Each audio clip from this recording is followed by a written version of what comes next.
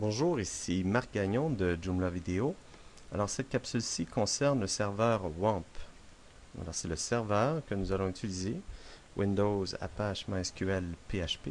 Donc le serveur que nous allons utiliser pour naviguer et installer Joomla en mode local sur votre ordinateur. Alors on fait une distinction, quand c'est sur le WAMP, en mode local, on n'est pas connecté à l'Internet. Alors je vais double-cliquer sur l'application.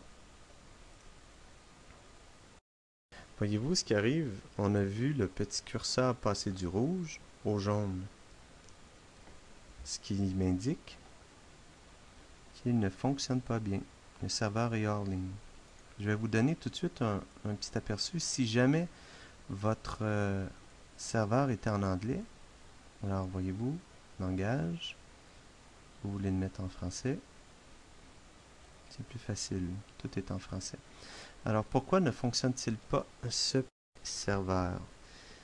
Skype et le serveur utilisent toutes les deux le port 80. Alors pour que cela fonctionne, on va éteindre Skype. Quit. Naturellement, dans ce cas-ci, c'est simple, c'est Skype. Et je le savais que les deux utilisaient le même port. Ça peut être une autre application. Si l'application utilise le port 80, le serveur ne voudra pas fonctionner. Alors regardez ici, bouton de gauche, redémarrer des services.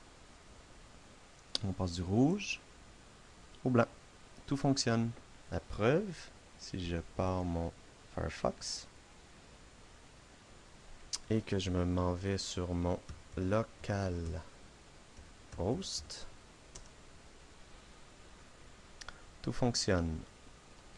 Alors voyez-vous, ici, cette version de WAMP était la version qui avait la version Apache 2.2.8 à ce moment-ci et la version PHP 5.2.6. Si je voudrais pouvoir utiliser Skype, à ce moment-ci, je peux partir Skype.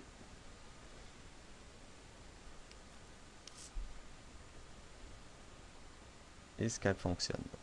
Skype est un petit peu plus flexible et permet à l'application de fonctionner, WAMP, et à Skype de fonctionner. Voici. Et ça fonctionne. C'est exactement comme si on était sur Internet. Je vais vous montrer comment ça fonctionne. Alors, je vais chercher mon explorateur. Je m'en vais à ces deux petits points WAMP. Et voyez-vous, les fichiers sont installés dans www. Alors, c'est votre indice que c'est vraiment le répertoire pour votre Internet local. Et voici Joomla 1. Alors, si je retourne sur localhost, voyez-vous, mon répertoire est ici. Alors, par exemple, pour les fins de la démonstration, disons que je crée bouton de droite, nouveau répertoire, puis j'appelle ça Marc. Je tourne ici sur mon localhost et je fais rafraîchir. Marc se crée, mais il n'y a absolument rien dedans. Alors, pour résumer, faites attention à ce que personne occupe votre port 80.